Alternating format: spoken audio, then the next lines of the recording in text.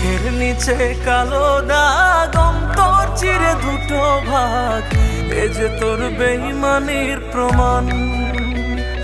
আমি যে দুঃখরে পেতাম ভয়, সে তো এখন